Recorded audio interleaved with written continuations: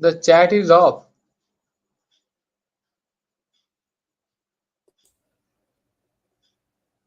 Shri Hare Namaha. Welcome to everyone here. So I hope the screen is visible now. Yeah, it's visible. Ah. So we'll begin now. Om Shri Gurubhyo Namaha. Om Paramagurubhyo Namaha. Om Adi Gurubhyo Namaha. Om Mula Gurubhyo Namaha. Om Srimat Ananda Tirtha Bhagavat Padacharya Namaha. Om Vedavyasaya Namaha. Om Bharatyay Namaha. Om Saraswatyay Namaha. Om Vayave Namaha. Om Brahmane Namaha. Om Mahalakshme Namaha. Om Narayanaya Namaha. Om Hareye Namaha. Moksha Prada Shri Vasudevaya Namaha. Om Shri Krishnaya Namaha. कृष्णाय वासुदेवाय हरे परमात्मने प्रणतक्लेशनाशाय गोविन्दाय नमो नमः. हरे राम राम राम हरे हरे, हरे कृष्ण कृष्ण कृष्ण हरे हरे. नारायणं नमस्कृत्य नरं चैव नरोत्तमं देवीं सरस्वतीं व्यासं ततो ग्रन्थमुदीरयेत्. नारायणं सुरगुरुं जगदेकनाथं भक्तप्रियं सकललोकनमस्कृतं च त्रैगुण्यवर्जितम् अजं विपुमाद्यम् ईशं वन्दे भवग्नममरासुरसिद्धवन्द्यम्. अविकाराय शुद्धाय नित्याय परमात्मने सदैकरूपरूपाय विष्णवे सर्वजिष्णवे नमो हिरण्यगर्भाय हरये शङ्कराय च वासुदेवाय ताराय सर्गस्थित्यन्तकारिणे एकानेकस्वरूपाय स्थूलसूक्ष्मात्मने नमः. व्यक्तव्यक्तरूपाय विष्णवे मुक्तिहेतवे सर्गस्थितिविनाशानां जगतोऽस्य जगन्मयः मूलभूतो नमस्तस्मै विष्णवे परमात्मने. देवं नारायणं नत्वा सर्वदोषविवर्जितं परिपूर्णं गुरुंश्चान् गीतार्थं वक्ष्यामि लेशतः.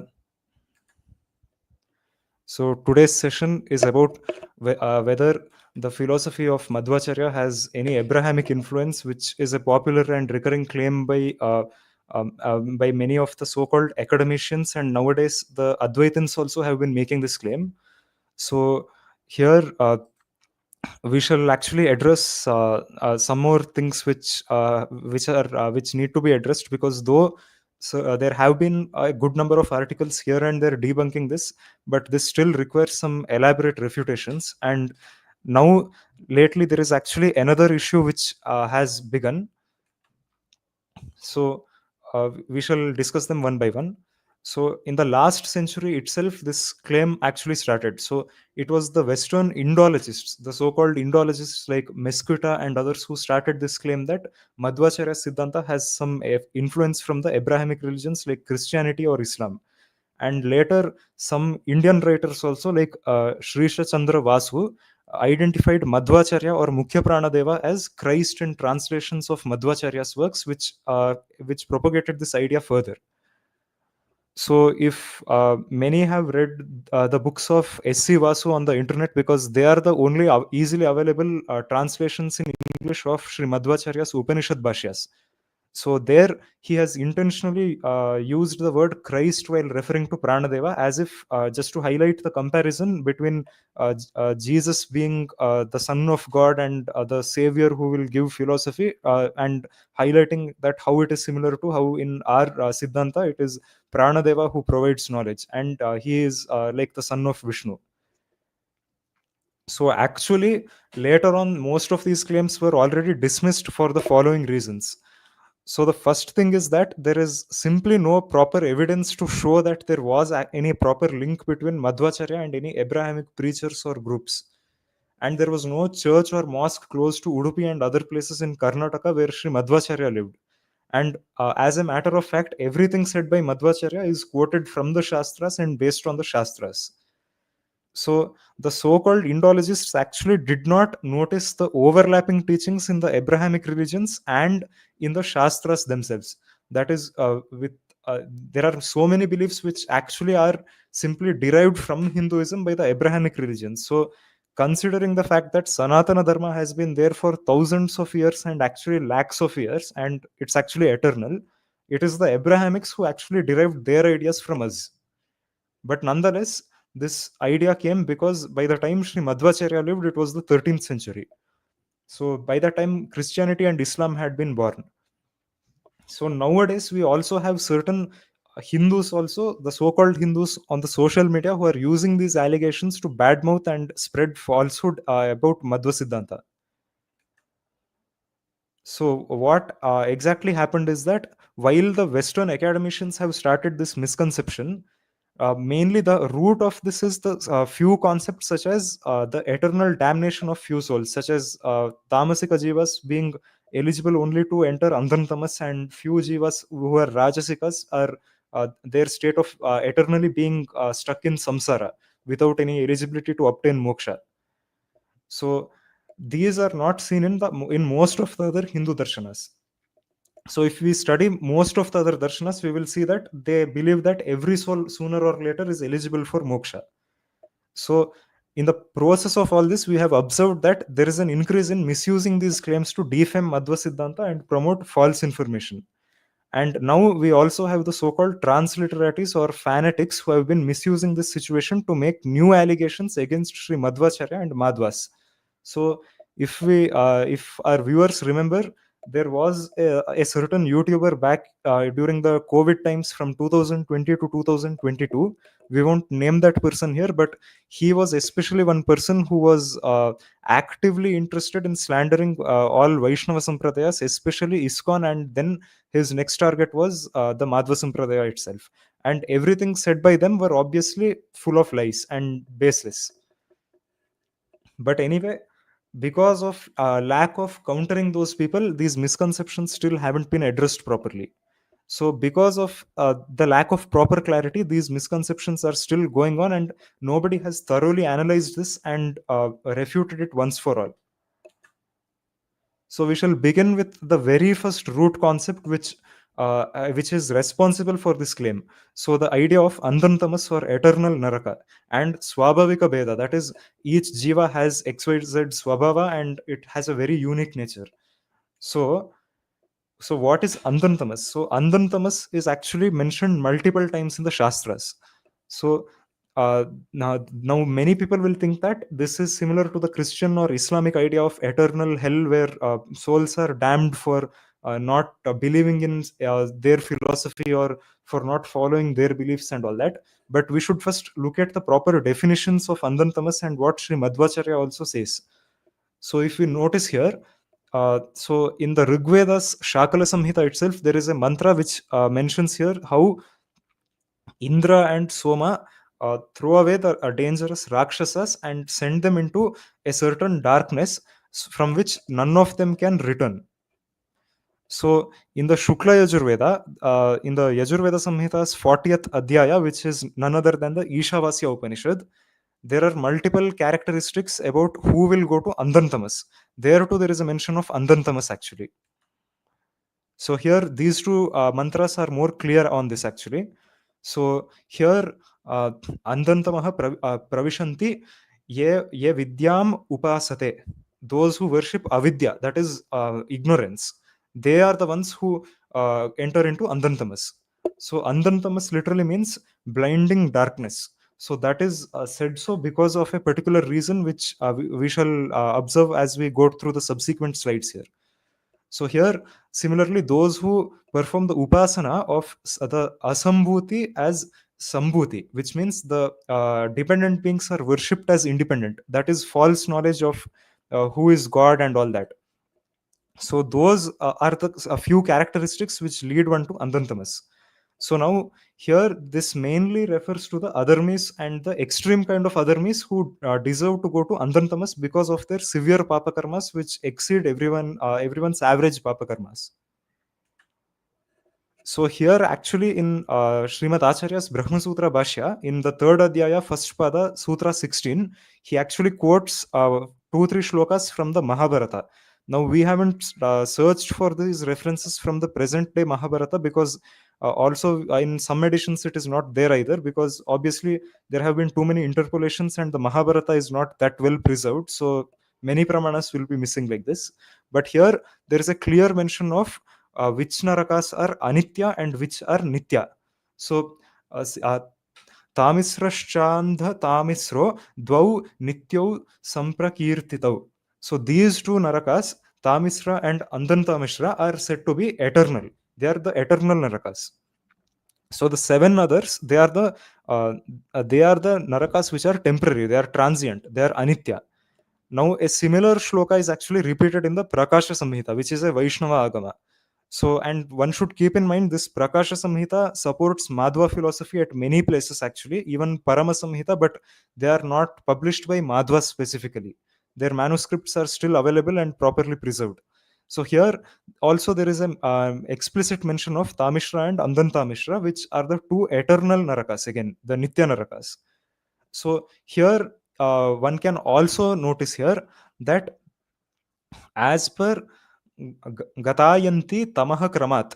So they the people who go there go and get the position depending upon their hierarchy, their sequence. That is their hierarchy in accordance with the Taratamya. Now, this is also another concept of Madhva philosophy, which many people say that it is influenced by the Abrahamics and all that, though that is far exaggerated, but we'll come to that in a while. So, if so, assuming most people know the incidents of the Mahabharata, so there is one incident especially where actually where there is one particular incident where Yudhishthira goes and has to answer the questions of a yaksha who is Yama. So this yaksha actually asks a lot of questions to Yudhishthira. So one of them is Akshayo Narakaha Kena Prapyate Bharatarshaba Etanme Pritchatah Prashnam Tachigram Vaktum Arhasi. So the yaksha asks him, who is by what is one condemned to go to the Nitya Naraka, the Akshaya Naraka, which Akshaya means everlasting or something which does not decay at all. So one can notice that Akshaya is also a name of Akshaya, Akshara, or all names of Paramatma and certain tattvas which are eternal. So here also for this Naraka, the same word is used here. So Yudhishthira also answers it the same way. Yo bruyat so akshaya narakam vrajet. So here also he gives certain characteristics. So one who summons a poor brahmana promising to provide him a gift and then claims that he has nothing to give goes to the eternal naraka. And one who imputes falsehood to the Vedas, the Dharma Shastras, Dvijas, Devas, and ceremonies in honor of the Pitras must also go to the eternal naraka. So and also here vidyamane dhane lobha dana bhoga vivarjitah. So one who provides one who is actually in who is possessed by greed, and for the sake who is also devoid of riches, but who wants who tries to enjoy in the name of either knowledge or in money, so they also go to the eternal naraka. So these are some of the characteristics. Now here in the Puranas also we have some explicit references. So here in the Padma Purana we also have a shloka in the Padma Purana where there is a clear cut mention that there is a naraka from which there is no return. Narakam ghoram punaravritti durlabham. So returning from that itself is tedious or impossible. Here the meaning is that. So now in the Bhagavata Purana, which is one of the most well preserved Puranas, here there is one shloka in the fifth skanda which explicitly proves the whole concept of the Jiva Trivida and also the Taratamya. Here one can also notice these words. Trigunatvat kartuhu Shraddhaya karma gatayah pritag vidhaha sarva eva sarvasya taratamyena bhavanti. So due to the threefold types of kartris, that is the performer of an action is called a kartru in Sanskrit, and so there are particular destinies for everyone which result depending upon their karmas and as per their taratamya, as per the taratamya or the hierarchy. So again here also this is a clear cut proof of how actually whatever Sri Madhvacharya has said is very well supported by the Shastras. So here uh, so here one can observe that uh, there are pramanas which actually support this, and here in the subsequent shlokas of the same chapter in shloka 7 and 9 one can see that there is a mention of Tamishra and Andantamishra. So again here here again one can also notice the word here Andantamisram. So here too there is a mention of Andantamas. So Andantamas is the eternal naraka which is meant for the extremely tamasika souls or who are of asurika swabhava.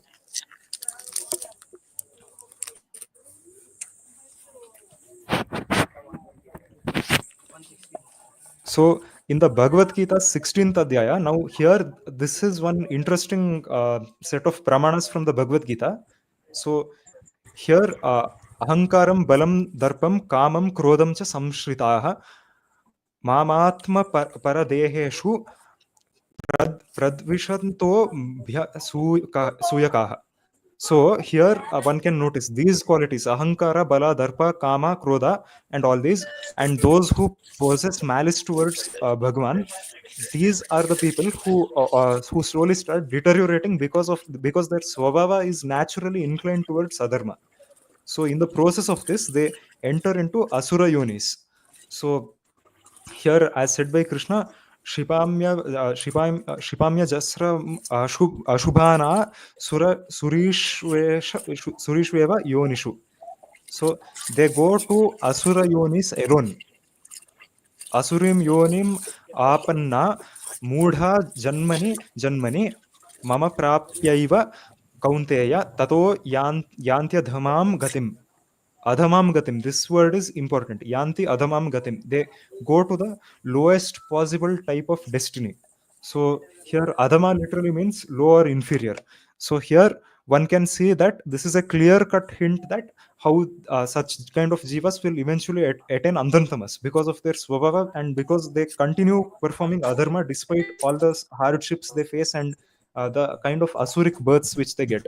Now, one interesting thing here is that the commentaries on this shloka by multiple Bhashakaras of different sampradayas at least partially agree with the Tattvavada interpretation. And Sri Vedanta Deshika, who was a Sri Vaishnava, he even accepts the potential meaning that these shlokas indicate that certain jivas could be Nitya Samsaris, or they will eternally be in samsara and may not attain Bhagavan at all. Because one can see here, Asurim Yonim Apanna Mudha Janmani Janmani. So even Janma after Janma, they will get lower and lower janmas, but they will not actually attain Bhagwan. So one can observe the commentaries here by Sri Ramanujacharya, by Sri Shankaracharya, and Sri Vedanta Deshika. Now, even Sri Madhusudana Saraswati also says a very similar thing. And here, for example, one can also see Tatashabdo na hetu para uchita ityabhiprapyena hatatastato janmana iti. So they will not be able to attain Bhagwan even after several janmas. So multiple Bhashakaras are actually agreeing here, and not everyone accepts the idea that everyone is eligible for moksha. So here too, there is an indirect hint that it's a possibility. Now, unlike Tattvavada, the other sampradayas do not explicitly accept that this is exactly the case, or they do not explicitly mention this, but they still hint this. They still accept the hint that it is very much a possibility. So moving on, the next concept, the important concept is swabhava. So swabhava literally means nature, and it defines what the swarupa of an entity is. So here, swabhava is actually something which is the nature of an entity, and it's a simple Sanskrit concept. The meaning is quite clear, but again, since this is something unique to Tattvavada, the concept is that every jiva has its own fixed nature. So in other words, the jiva has a certain nature which is unchanging. So this is something unique to Madhva Siddhanta, while other Siddhantas believe that Swabhava is simply a result of Prakriti, of the three gunas of Prakriti, which are the Prakritika, Sattvaguna, Rajoguna, and Tamoguna. But here, we Madhvas alone explicitly accept the idea that there are certain Swabhavika gunas of the Atma itself. So this idea is also hinted multiple times in the Shastras. So, for example, one can see here, now this particular shloka of the Bhagavata Purana, which we have shown here, is actually in relation to the chapter on Ajamila. So just before beginning the story of Ajamila, Shukamuni himself says this: Nahi kashchit shanam api jatu tishtati akarmakrit. Karyate hi avashyah karmah gunaihi swabhavikair balat. So here, forcibly one commits actions depending on their swabhavika gunas. Through their swabhavika gunas, or their natural qualities, they perform some or the other action at any given point of time, and they cannot be stationed without performing any karma. So here it is very clear that there are and also as shown already in the previous shlokas of the fifth skanda in Adhyaya 26, there is a threefold categorization of the jivas, and they achieve their respective destinies in accordance with the Taratamya, the hierarchy of all beings. So now, actually, in the Bhagavad Gita, jnanam karma cha karta cha tridaiva guna bhedatah. So here, this shloka of the Bhagavad Gita also makes it clear that again, jnana karma and the kartru are of three types differentiated by their gunas or their qualities. So here too, again, it's quite clear. And here in this mantra of the Rigveda also, this indirectly implies that this is referring to Swabhava itself, because here it says that the one brave Ishvara is the one who subdues the fierce ones and maintains all others, and he is the master of all who maintains the equilibrium. This equilibrium is that he um, he ensures that the swabhava of every jiva remains as it is without any changes or anything like that. So so those among our viewers on YouTube who had attended our course on Tattvavada, which was conducted by Sri Bharatraja Aras, he had actually explained that uh, uh, uh, as to how, if at all one swabhava has to change, or if Bhagwan has to help one change their nature itself, it is simply something which shows a defect in Bhagwan, because it shows that he is unable to cope with them. So it implies that he is actually unable to cope with how the jivas are, and that's why he has to change their nature. Because otherwise, if he is Bhagwan, he is omnipotent, and he doesn't have to be affected at all by how the jivas are, whether they are sattvika, rajasika, or tamasika. That's why in the Bhagavad Gita also Krishna himself says that he is never partial to anyone, but to those who show him bhakti, he rewards them accordingly. So here in the 18th adhyaya of the Bhagavad Gita, so these shlokas again clearly provide the qualities of the Sattvikas, the Rajasikas, and the Tamasika people. So here again one can notice that here it is implied that these are the nature of the jivas. These are the various swabhavas of the jivas, and they are not something to do with the influence by Prakriti. And subsequently, when there is a description of varnashrama also, there's a support for the concept of swabhavika varna of Tattvavada, where there is a mention that brahmanas, kshatriyas, vaishyas, and shudras are differentiated based on their swabhavika gunas. So there are multiple pramanas in favor of that, but since varnashrama is not directly related to today's topic, we won't be discussing that elaborately. So moving on, here again, the fact that not everyone is eligible for bhakti and achieving moksha is indicated by these pramanas, such as one can notice the comparison here. So here it is said, na nushpunanti rajendra surakumbham ivapagaha, which means that even the waters of several rivers cannot purify a pot when it contains alcohol. So similarly, even the perfectly done prayashchitas cannot purify one who is Narayana Paranmukha. So here here it's clearly implied that without bhakti one cannot actually be purified, and here one should observe the comparison. So a pot containing alcohol, in the sense, this is how the swabhava of certain jivas is. They naturally do not possess any sense of bhakti or liking for dharma at all. So it's like sugar and its sweetness.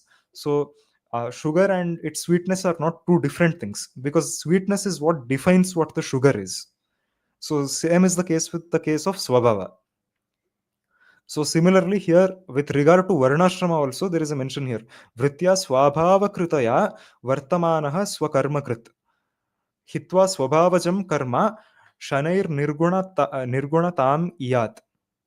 So here one should follow an occupation suited to their swabhava.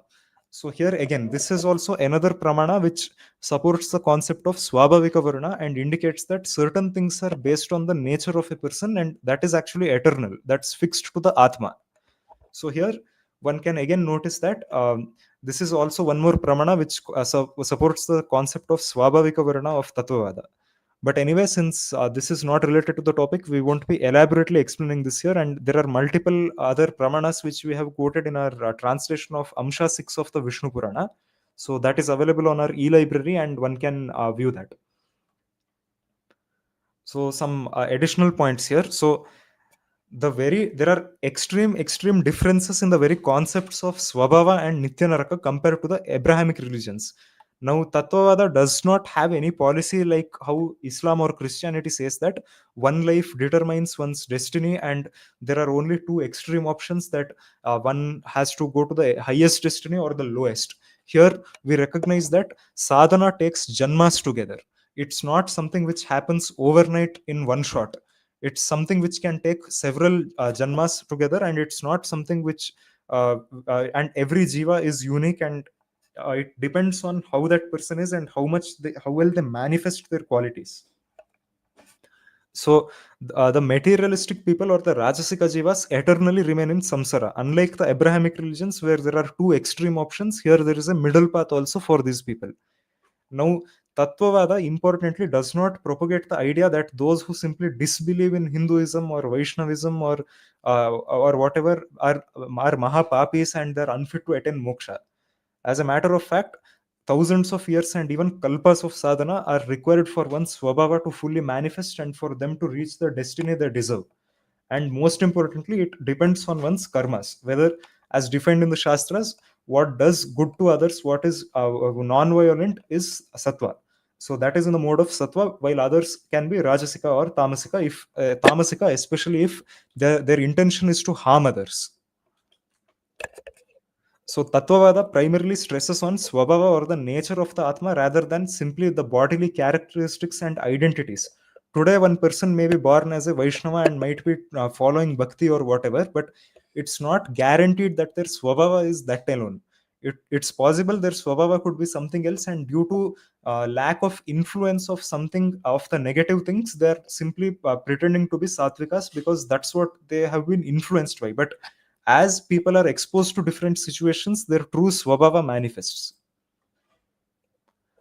So coming to the next part, this will be quite brief because this is actually not something to be very seriously considered, because this has been simply made up by the modern Mayavadis on the internet especially.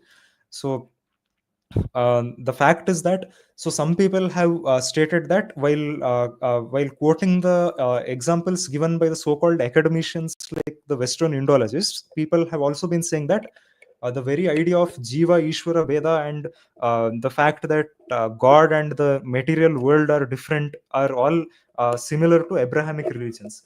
Now this is obviously nonsensical, because as a matter of fact, it's based on simple logic that no one can accept the idea of the effect being the same as the cause itself. Now why Mayavada believes so is a different thing, and they have their own explanation for that with concepts such as Vyavaharika Satya and Paramarthika Satya and all that. But anyway, there are ample pramanas in the Shastras which support Sri Madhvacharya's philosophy. So one should first know that the Sattvaishnava philosophy or Tattvavada is a Pancharatrika Sampradaya. So our Sampradaya is actually belonging to the Sampradaya of Pancharatra.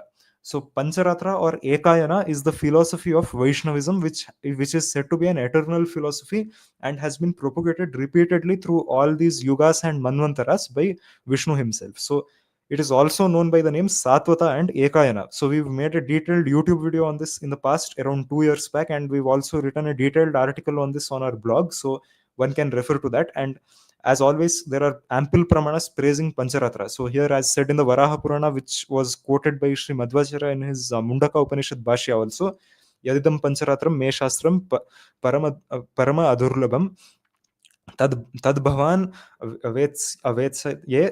वेत्स्यते सर्वं मत्प्रसादात् न संशयः वेदैश्च पंचरात्रैश्च भक्त्या यज्ञैस्तथैव च दृश्योऽहं नान्यथा दृश्यो वर्षकोटिशतैरपि.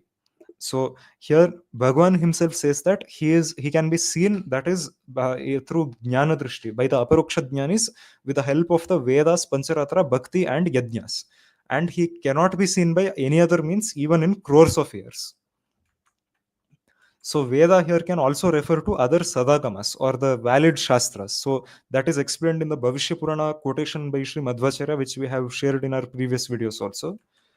And here in the Mahabharata, there are ample pramanas which glorify the philosophy of Pancharatra and explicitly mention that about how Pancharatra or Satvata Dharma was initially propagated by Sri Vishnu himself, and how he gave it to Brahmadeva, and he was helped in performing Srishti with the help of this philosophy of Vaishnavism.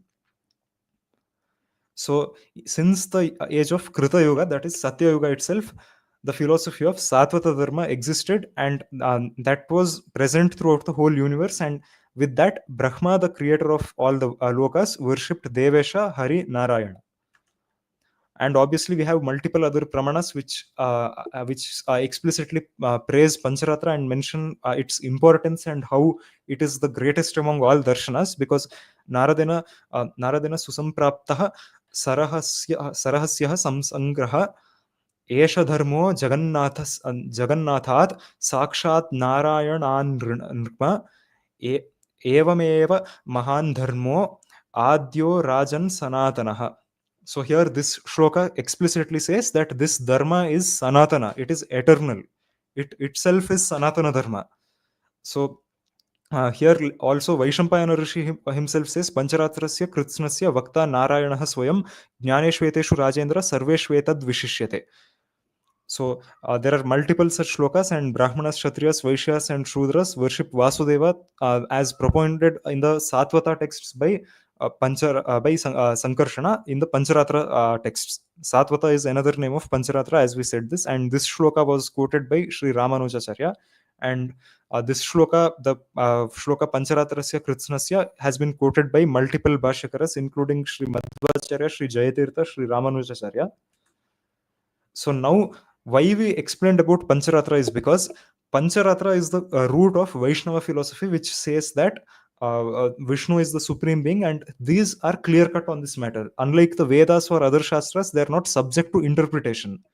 So here, Pancharatra is clear that Vishnu is the supreme being, and he is superior to all other devas like Brahma, Shiva, and all that, and the world is real, and that his grace is necessary for one to attain aproksha jnana and moksha, and several concepts of Tattvavada are also derived from Pancharatra. So now, while these can be derived from other Shastras also, the Pancharatra texts are very clear on this matter, and they are the root of Vaishnavism. So again, Agamas like the Prakasha Samhita even mention concepts like Taratamya among various jivas, as well as their differing swabhavas and hierarchy even in Vaikunta after they attain moksha. Now, even the Sri Vaishnavas have admitted this, where they have mentioned the following in their publication, that the Pancharatra theory holds that at the time of Pralaya, the individual souls merge but do not become one with Godhead. They retain their identity, and when the new phase of creation begins, the unliberated souls occupy separate bodies. While the liberated souls are never born again, they do not become one with God but remain distinct from each other and from God. So this is the basic concept of Jiva Ishvara Beda and Jiva Jiva Beda, which is explicitly supported by the texts of the Pancharatra also. So here actually there is one more explicit pramana in the Gita itself which supports Tattvavada. So Dvamevam Purushau Loke Kshara Evacha Ksharaha Sarvani Bhutani Kutastho Uchyate Uttamaha Purushaha Tu Anyaha Paramatma iti Udahritah Yo Lokatrayam Avishya Bibhartya Vaya Ishwaraha. So here it is clearly stated by Krishna himself that there are two persons in this loka, Kshara and Akshara. Kshara are the jivas, the bhutas, so the living entities, and their support, that is this physical world or prakriti, avyakta, is said to be Akshara. But Uttama Purusha, the Uttama Purusha or the highest Purusha, is another person who is Paramatma. He is said to be Paramatma, and he dwells within all the three lokas and is the immutable Ishvara. And he says, due to this, I am superior to both Akshara and Kshara. So, and he says, I am praised as Purushottama in this realm in the Vedas.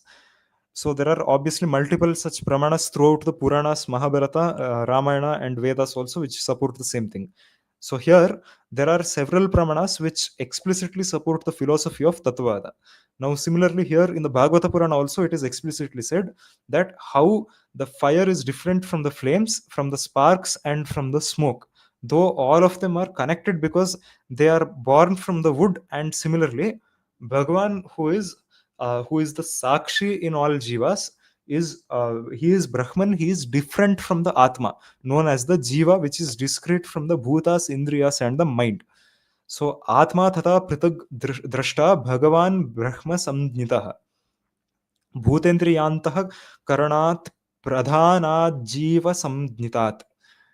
So here it is very clear that I think this should be very explicit about what it means. And similarly, in the Antaryami Brahmana of the Brihadaranyaka Upanishad, which is a part of the Shatapatha Brahmana, we have this mantra: Ya Atmani Thishtan Atmanontaro Yamatmana Na Veda Yasyatma Shariram Ya Atman Anantaro Atmanam Antaro Yamayati Tata Atmantaryami Amritaha. He is the eternal ruler who is the indweller of the Atma. Now, here one should pay attention. Atmano Antaro, Atmanaha Antaraha, which means he is discrete from the Atma. So, here these are examples of the so called Veda Shrutis, which explain Veda between Jivas and Ishvara.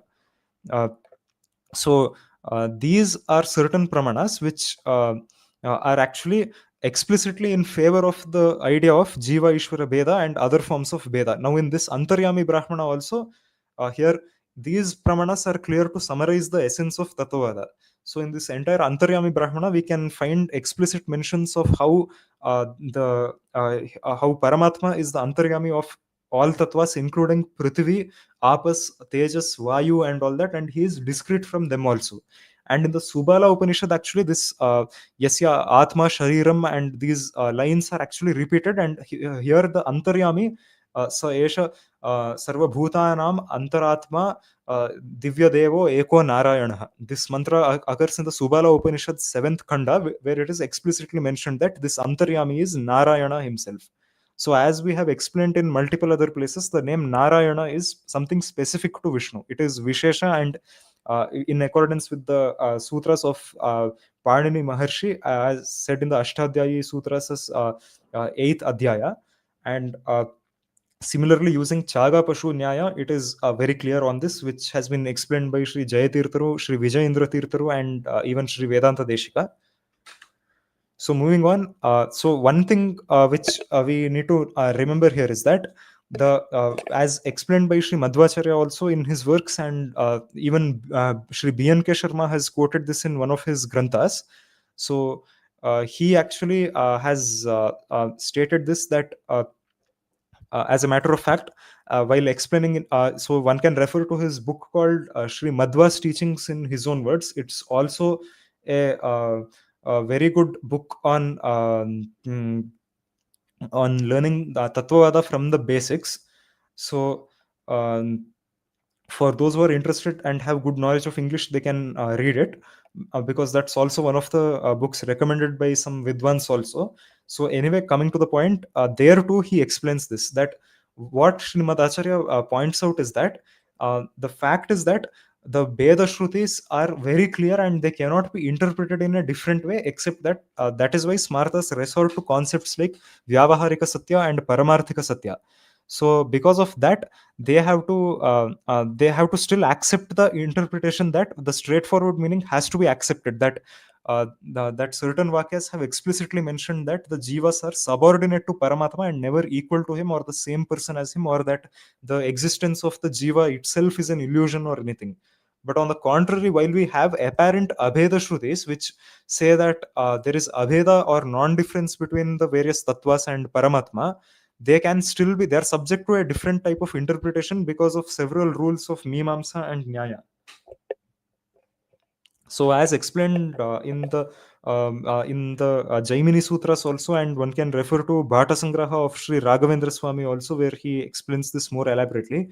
There are statements in the Vedas which say that the person who performs the yajna is actually is the grass itself which is used for the yajna. Now, obviously, these statements cannot be considered literally that in that way, because it will sound nonsensical. So there it is clear that it's an exaggeration or an arthavada with a different type of meaning. So same is the case with how we would interpret such abheda vakyas. So coming to the next part, about Mukhya Pranadeva, or now this is the overused concept by the so-called academicians who say that Pranadeva being given so much importance implies that he is like Jesus or Christ, who is who is the person who is like a savior and who will provide knowledge and is a prophet, like that. And Madhvacharya is also said to be the avatar of Pranadeva. But the fact is that, again, Mukhya Pranadeva is one Devata who is the presiding deity over the breath, and he is the Devata of Mahat Tattva. So Mahat Tattva is one of the highest tattvas in the hierarchy, in the Taratamya of the tattvas, and it is just subordinate to Prakriti. Now the Devi of Prakriti is Mahalakshmi Devi, and subordinate to her are Brahmadeva and Vayu.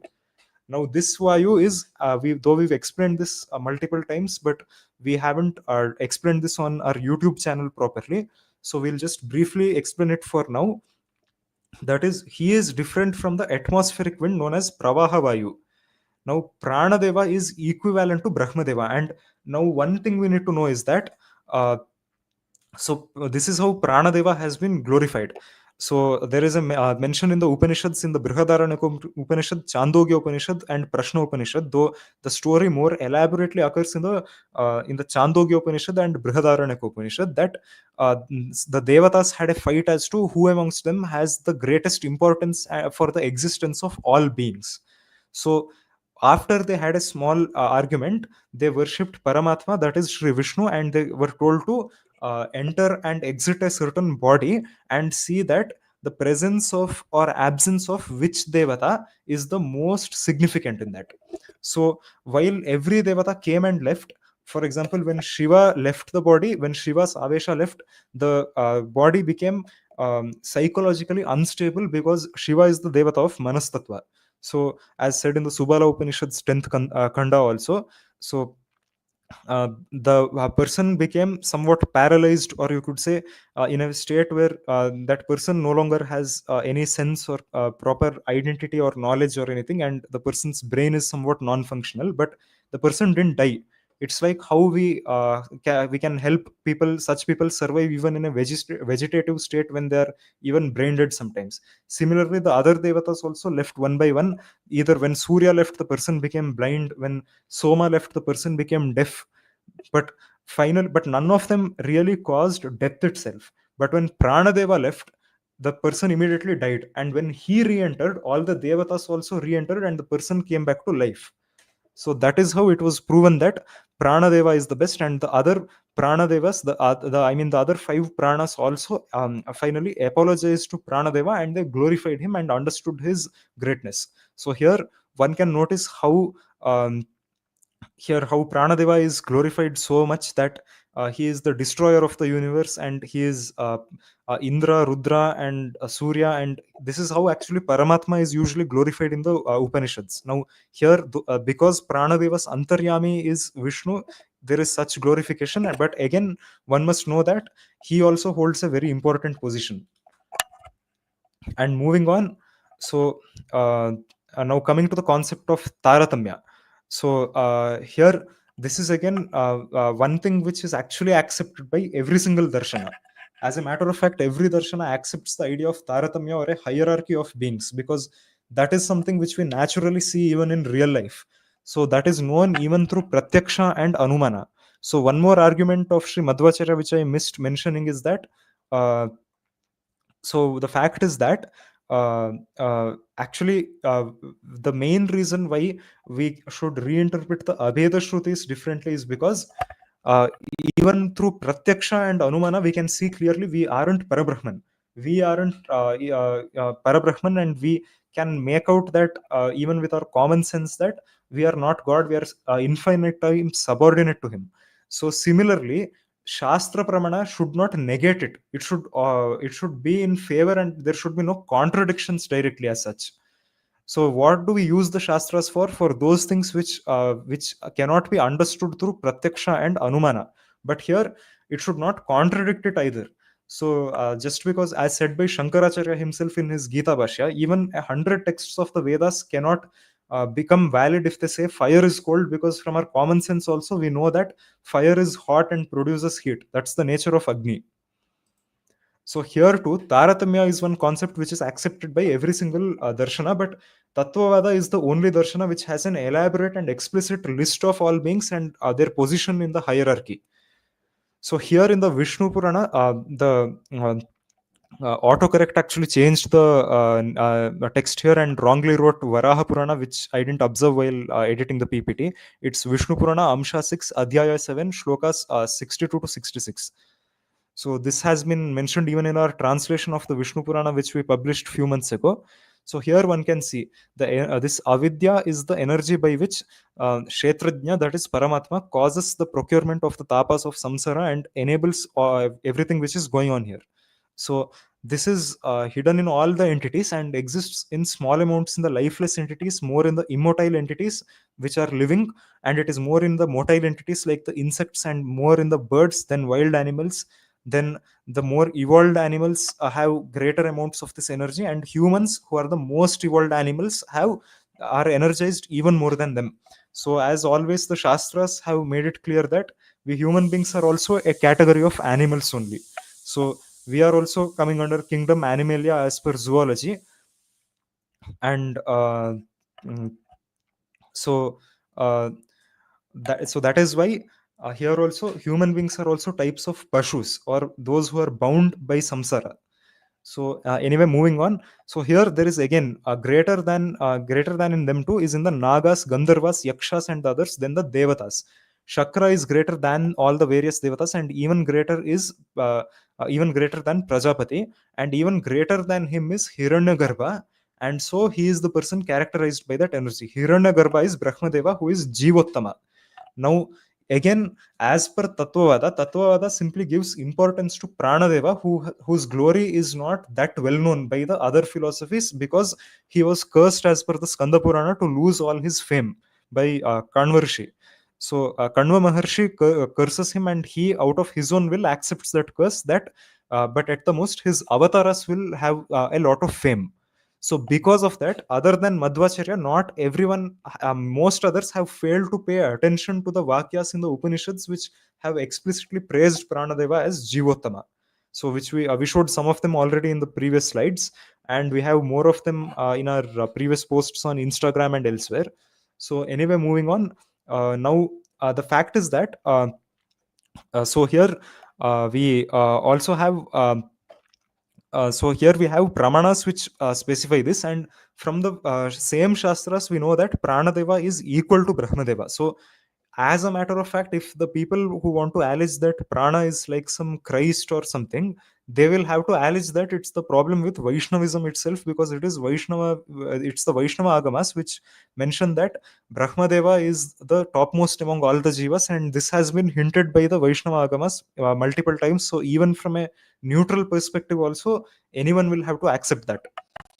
So similarly, the only difference is that we Madhvas accept the greatness of Pranadeva, while others just acknowledge that he is a devata of, and but they do not acknowledge his greatness to the extent that we do.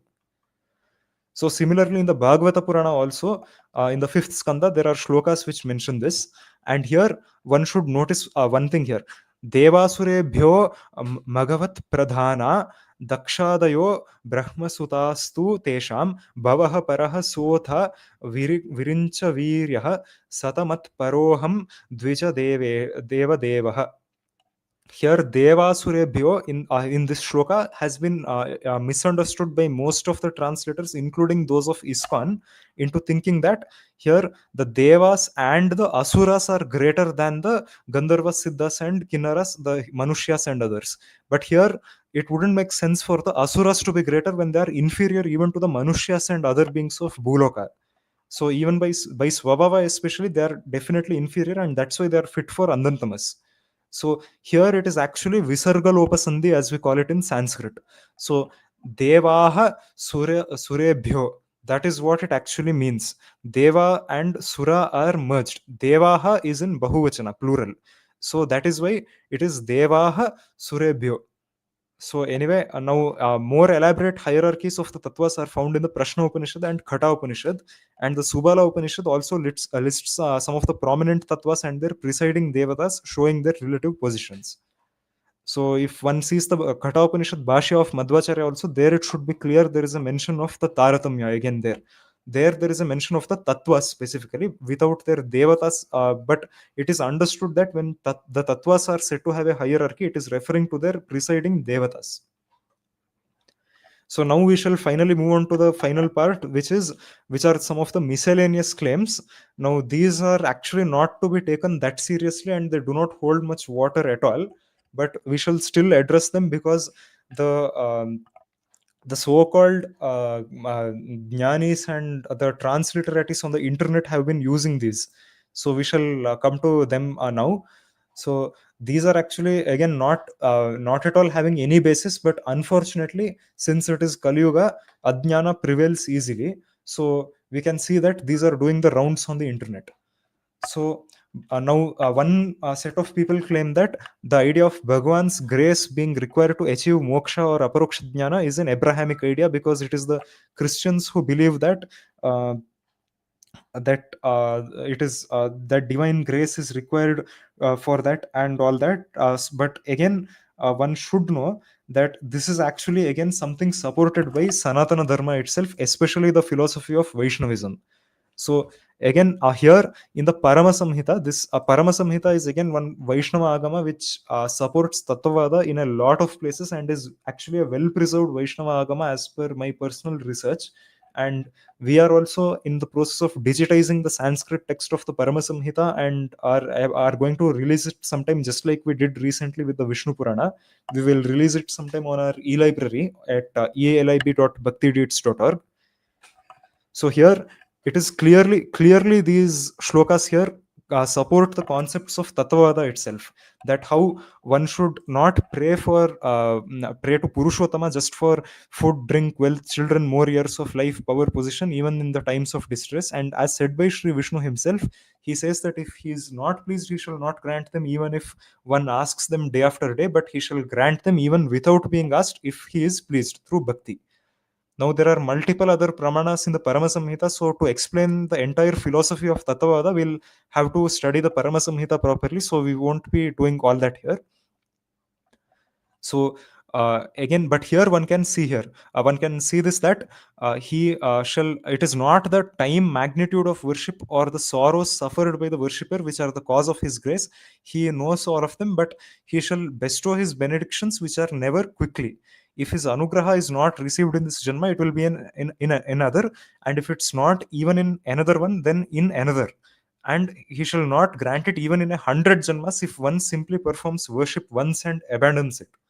So these are clear-cut pramanas which support Tattvavada here.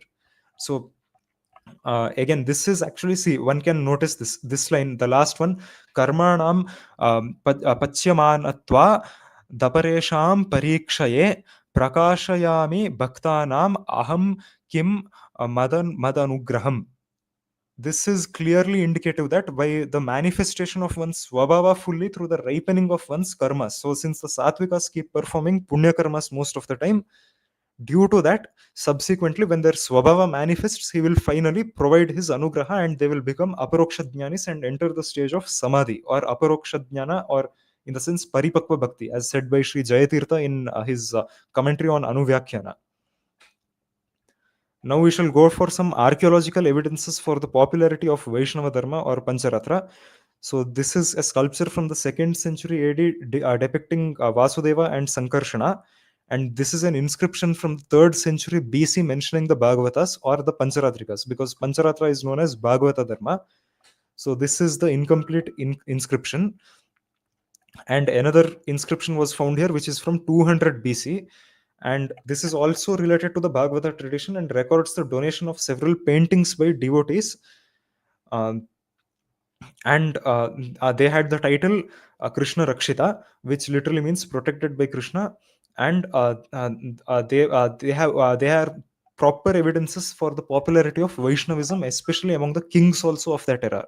So one can see here clearly that Vaishnavism was, as a matter of fact, very popular, just like how it was since the Dwapara Yuga, especially uh, when the four Vyuhas of Vishnu, namely Vasudeva, Sankarshana, Pradyumna, and Aniruddha, appeared and propagated it. Um, So at that time, that is, as Krishna, he was Vasudeva, and Sankarshana, Pradyumna, and Aniruddha respectively were, that is, their aveshas were Balarama, Pradyumna, and Aniruddha.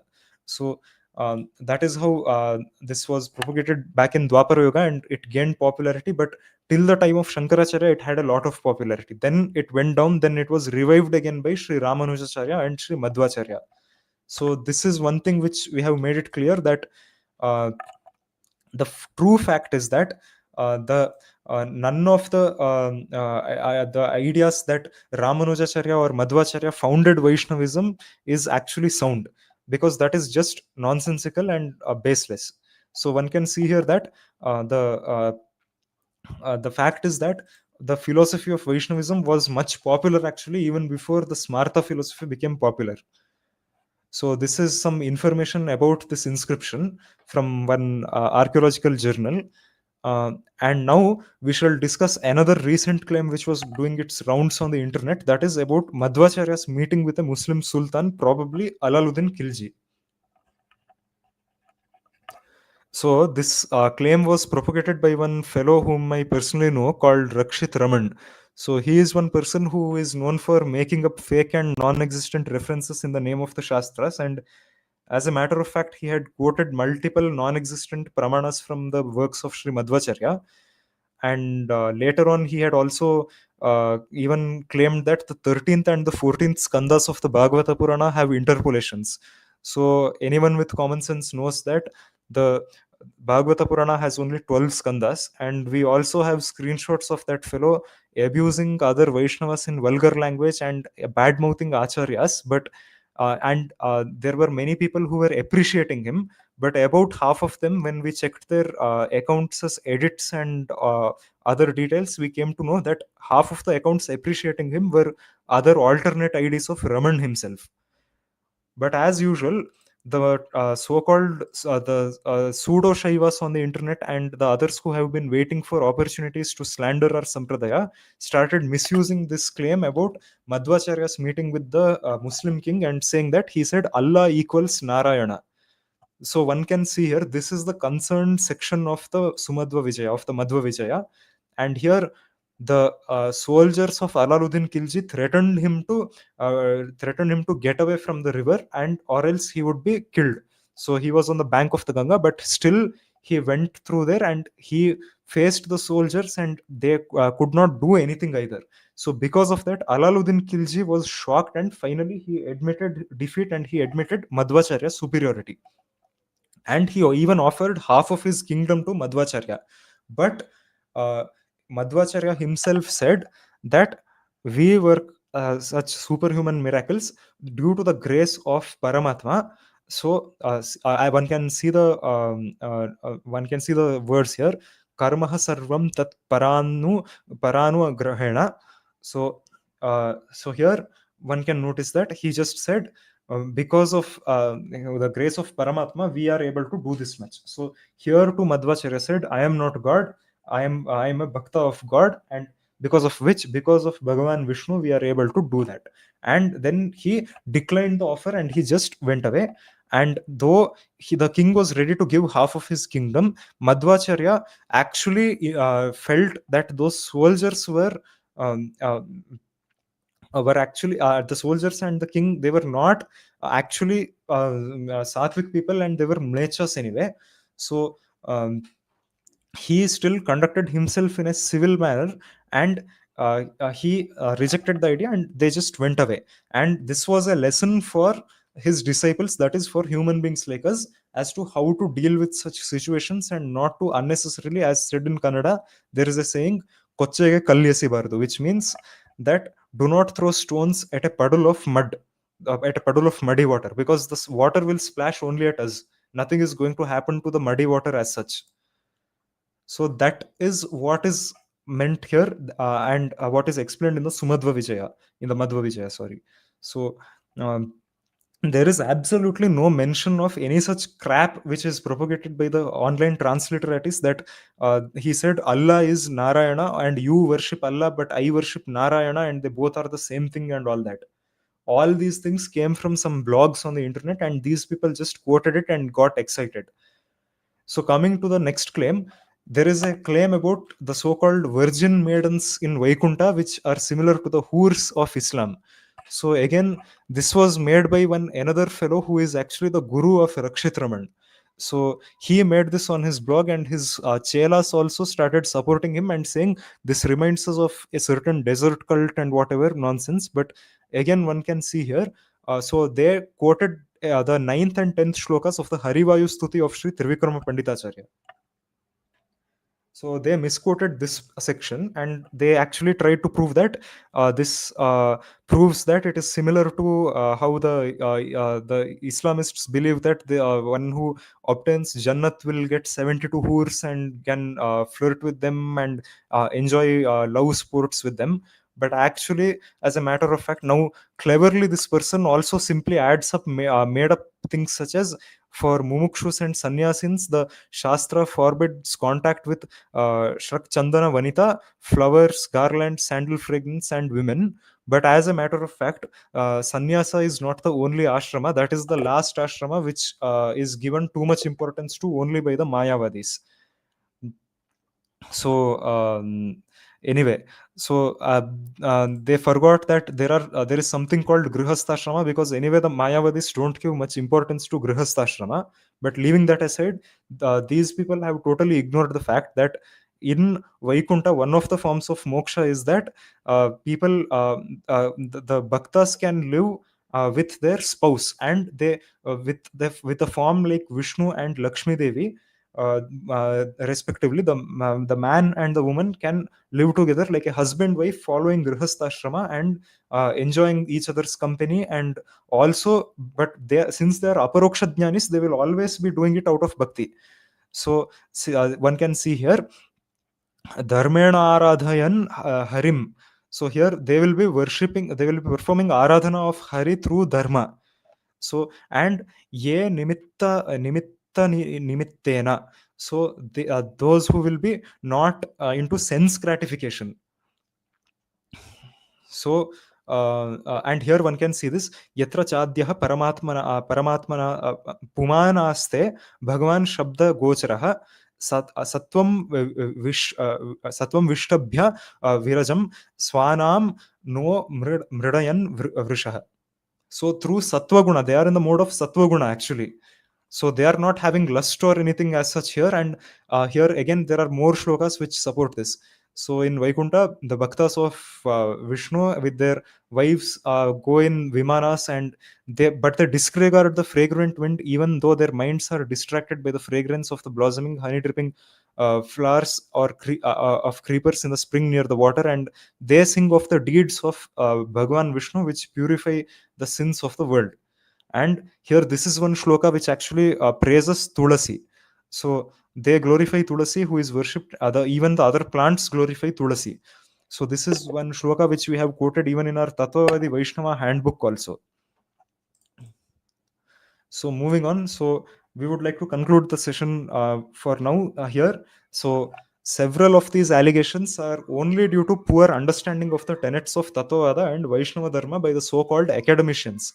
So as we can see, almost every concept of Tattvavada is supported clearly by the Shastras. And if one reads the works of Madhvacharya and all other Acharyas, it is very clear that from the works of our Purvacharyas that every concept is actually supported by the Shastras. And in fact, that is the proper interpretation if we go by the rules of Purva Mimamsa Nyaya and interpret them properly.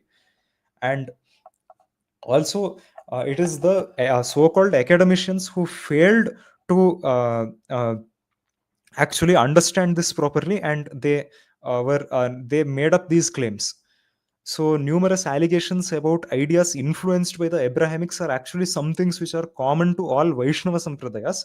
And on the contrary, we can argue actually that it is the Abrahamics who derived their ideas from Sanatana Dharma and Vaishnava Dharma, which is a tenable argument considering the historical facts that we have even clear-cut pramanas of Greeks due to the influence of Chandragupta Maurya and Chanakya, who converted to Pancharatra. They became Pancharatrikas, and as per some records, many even became, some warriors even became Traivarnika Kshatriyas also.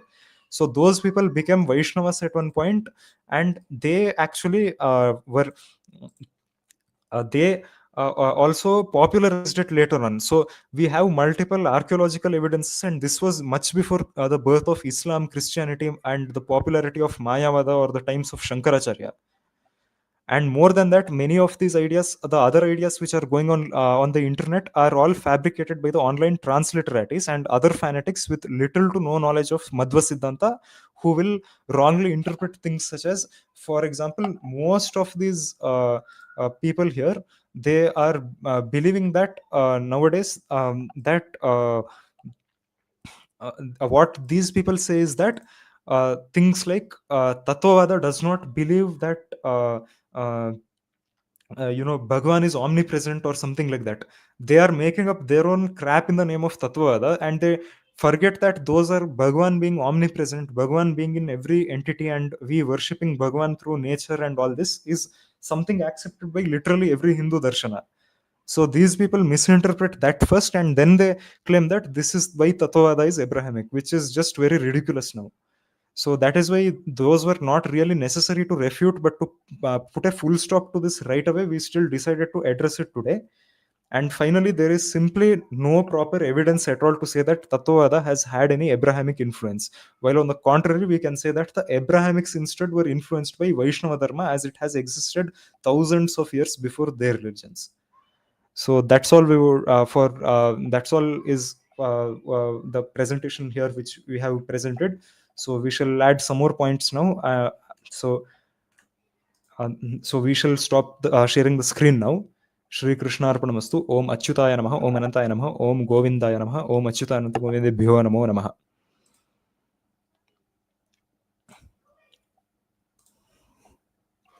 So Dhanyavada all for watching. Now we shall now Vijayendra Brata shall share some more points. So if you would like to do Yeah, it now, you can go ahead. yeah, Pratin, can you use the presentation that I sent? I'm not sure how to present it from here. I'm not getting the option. That would be nice. It's just 4 slides. I'll just quickly brush through those. Sure. If you have a share screen option, I think you can share the presentation, or else I'll transfer I'm it to not my. getting the share screen option. That's Okay, why. then I'll just transfer it to my computer and I'll only show it. Just tell me when to Okay. move the slides.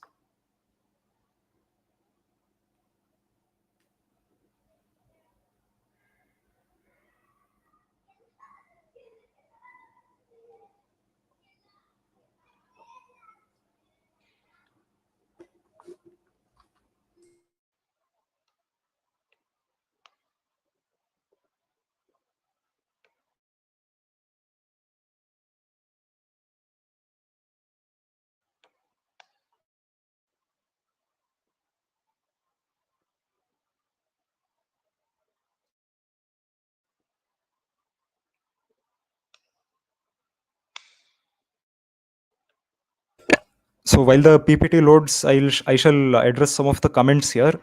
So some Mahagnani here commented that Brahma Sutra, Adhyaya 2, Pada 2, Sutras 42 onwards negates Pancharatra. Just to tell you, as already explained by someone else also, uh, that is the interpretation of Shankaracharya. That is, and for the information of these people, this is why Sri Yamunacharya, the guru of Ramanujacharya's guru, criticized Shankaracharya's interpretation, saying that as a matter of fact, the fact is that Vyasadeva himself praises Pancharatra in the Mahabharata so many times, as we showed also. So how is it possible that Vyasa himself will refute it? So as explained by Sri Madhvacharya also, the fact is that those sutras are interpreted by us as referring to a refutation of Shakta Dharma. So anyway, the interpretation of the sutras depends on the particular Bhashyakara. So, but that doesn't negate the fact that Vishnu propagated a philosophy called Pancharatra, which is meant to provide proper jnana. And that is the philosophy of Sanatana Dharma, which is existing since eternity. And for those who have other doubts, we shall address them in a while. And once we are done with our presentation now, we shall invite others at the end, and we shall share the link to join us here through StreamYard, so that you can ask your queries directly here.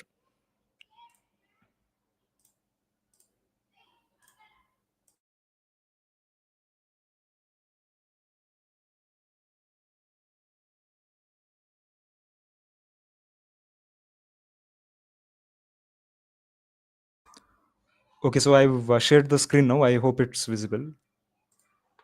Okay. Uh, Thank you. I'll start sharing what I wish to share. Yeah, like the very first title, we see that I have written Abrahamism versus Tattvavada. So it's in contrast to what Bhrata did before he wrote Tattvavada versus Abrahamism. The reason for the reversal of the title here, because I am taking a different sort of perspective. Instead of doing Siddhi using Shastras, I'm seeing the differences that exist even from like a very fundamental level. Did you stop sharing the screen? Yeah, Adobe Reader just crashed. I'll reshare it in a moment. Yeah, you can continue talking till then. Yeah, so the idea here is going to be that I'll look at our fundamental tenets and like I'll initially look at their fundamental tenets and contrast them to ours. And some of the topics have already been addressed by rather before, but I'll continue with this thing. So yeah, the very first question when it comes to Abrahamism that we need to ask is which denomination are we exactly talking about? Because these are not homogeneous entities. Like these are not okay. So the Bible says so and so, Quran says so, and then they follow so and so. That is not how it works. Every single sect within these religions has a different interpretation, and it also like when you, for example, if you look at Islam, which hadith will you hold? That is also another topic of heated debate among them. And depending on which version of the religions you follow, their faiths, their beliefs, their central beliefs vary a lot. So that is the first question that we must ask: which version are we talking about? Then I'll be mostly talking about Christianity because Islam's focuses mainly on theology. They discourage discussions of philosophy. They consider it to be a work of shaitan most of the times. So yeah, there's no point discussing Islam extensively when we are running short on time, especially. Then if we look at Christianity itself, there are so many contrasting views within different Christian denominations that it begs the question that are they really referring to the same text? Because as I've mentioned, Seventh Day Adventists believe that there is no eternal damnation.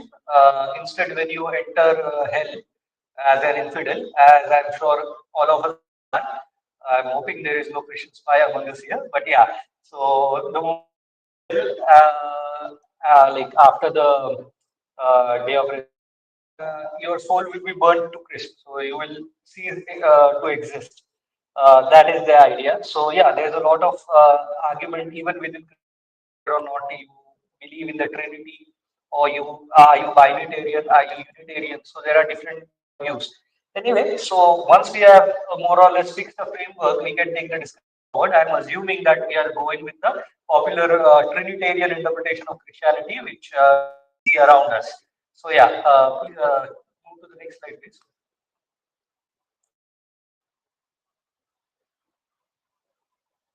Yeah, one topic that we did not discuss was creation and destruction.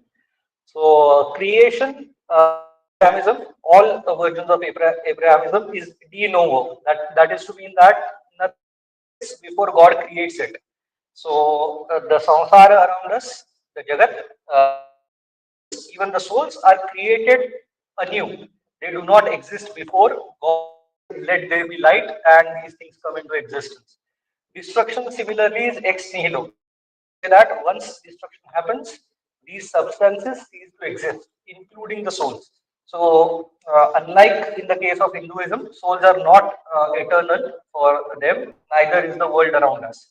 So, that is not the case with us. For Tattvavada, Jada Padartha as well as Chetana Padartha are equally Nitya. They are uncreated and they'll continue to exist. So creation and destruction for us is a sort of transmutation. We are changing form from one situation to another situation. It's a transition of phases, but no new substance is being created. It's just being shaped, like a potter shapes existing clay into a pot. That is exactly how it is being shaped. So Bhagavan is not upadana karana for us. He is kevala nimitta karana. And in that actually accuse that the others who believe that Bhagavan is upadana karana actually similar to Abrahamism than we are, because we are very clear that Bhagavan Padartha, he only shapes it. So yeah, that is one point that we need to remember. Like this.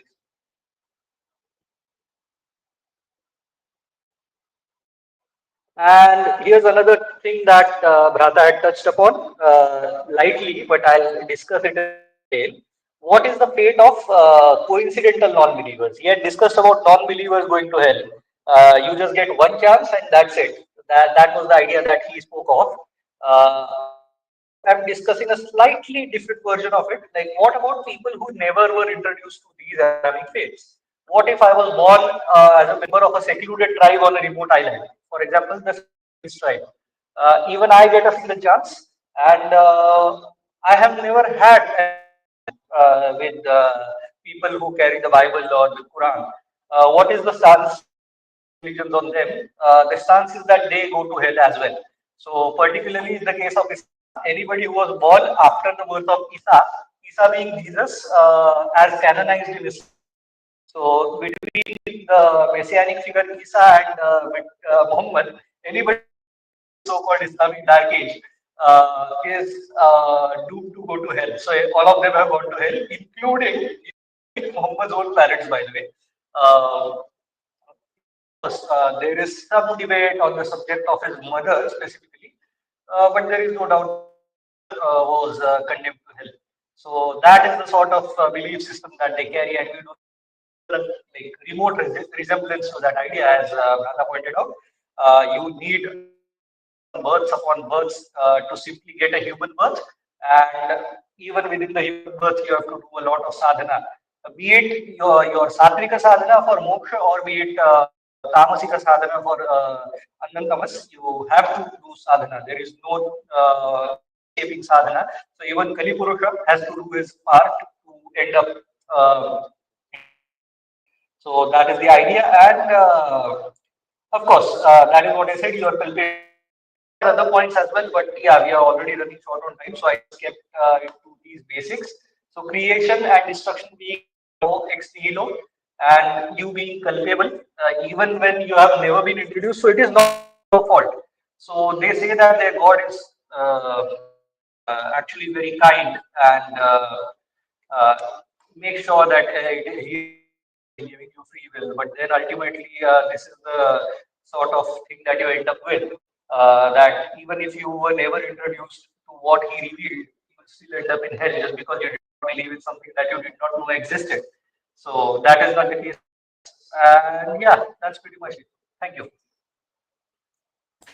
Thank you very much for your insights, brother. And it was a pleasure to have a knowledgeable person like you also here with us today. And you call me knowledgeable, but yeah, I am just a learner as well. So yeah, it's my pleasure to be here. Yeah, I guess the audience can probably ask questions now. I guess. So we have Yeah, shared the link to join the now stream now, uh, and I think we are there'll be asking questions on the chat, so I think we should pick them. yeah, some of them